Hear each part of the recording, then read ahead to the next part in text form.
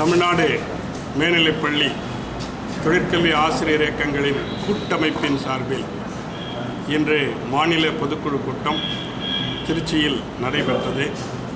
இந்த பொதுக்குழு கூட்டத்திலே தொகுப்பூதிய காலத்தை கணக்கிட்டு ஓய்வூதியம் வழங்க வேண்டும் என்கின்ற சென்னை உயர்நீதிமன்ற மற்றும் மதுரை கிளை உயர்நீதிமன்ற தீர்ப்புகளை நடைமுறைப்படுத்தி அரசாணை எண் 408 மற்றும் 39 படி அனைத்து வகை தொழிற்கல்வி ஆசிரியர்களுக்கும் வழங்க வேண்டும் என்கின்ற ஒரு தீர்மானமானது நிறைவேற்றப்பட்டது. அடுத்ததாக பதவி உயர்வில்லாத பணியிடங்களுக்கு தேர்வுநிலை தர ஊதியம் வழங்க வேண்டும் என்று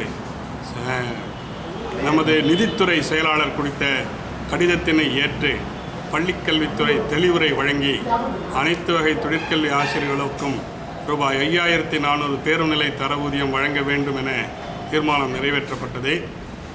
வெவ்வேறு பாடங்களில் உயர்கல்வி பெற்றிருந்தால் தமிழகத்தில் உள்ள பல லட்சம் ஆசிரியர்களுக்கு ஊக்க ஊதியம் வழங்கப்படுகின்ற நிலையில் தொழிற்கல்வி ஆசிரியர்களுக்கும் அவ்வகையான ஊக்க ஊதிய உயர்வு வழங்க வேண்டும் என்று தீர்மானம் நிறைவேற்றப்பட்டுள்ளது.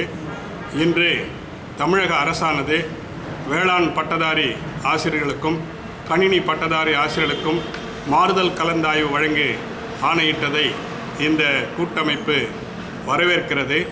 ஆனால் அதே வேளையில் 30 ஆண்டு காலமாக ஒரே பள்ளியிலே பணியாற்றி வருகின்ற தொழிற்கல்வி ஆசிரியர்கள் புறக்கணிக்கப்பட்டிருப்பது வேதனை அளிக்கிறது, எங்களுக்கு ஏமாற்றத்தை அளிக்கிறது.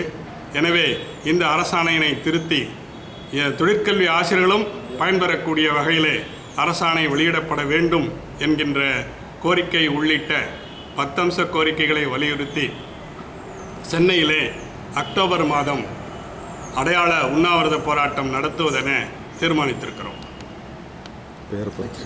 சேனா ஜனார்தனன்,